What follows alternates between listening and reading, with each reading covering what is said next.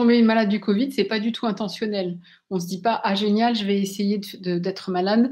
Ah génial, je vais essayer de contaminer tout le monde». Non, c'est pas du tout comme ça que ça marche.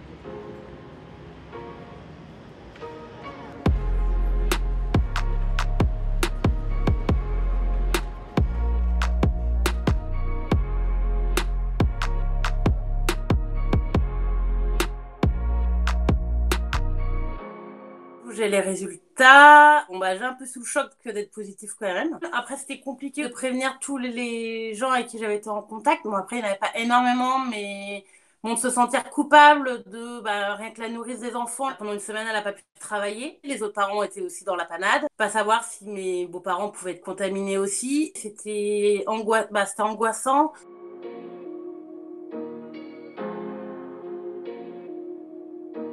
Tomber malade du Covid, c'est pas du tout intentionnel. On se dit pas: «Ah génial, je vais essayer d'être malade. Ah génial, je vais essayer de contaminer tout le monde». Non, c'est pas du tout comme ça que ça marche. Se détacher de la culpabilité, c'est justement reconnaître qu'il n'y a absolument rien d'intentionnel.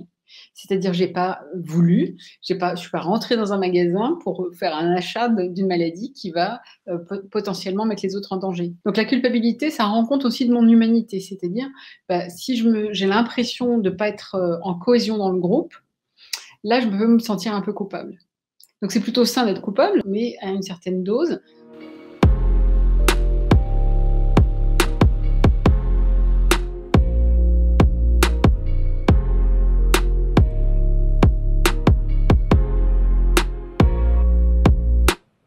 Alors la honte dans le regard des autres, en fait, c'est se dire, là aussi, les gens vont me juger négativement. Le fait de pouvoir s'en détacher, c'est de se dire: «Je suis en train de faire une hypothèse que peut-être les autres me jugent de cette manière».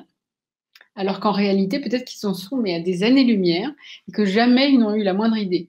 Donc là, vis-à-vis de la honte, je pense que la manière de s'en détacher, c'est de se dire que c'est une construction comme un biais cognitif. C'est-à-dire, je fais l'hypothèse que les autres me jugent, mais c'est une pensée. Les pensées ne sont pas des faits.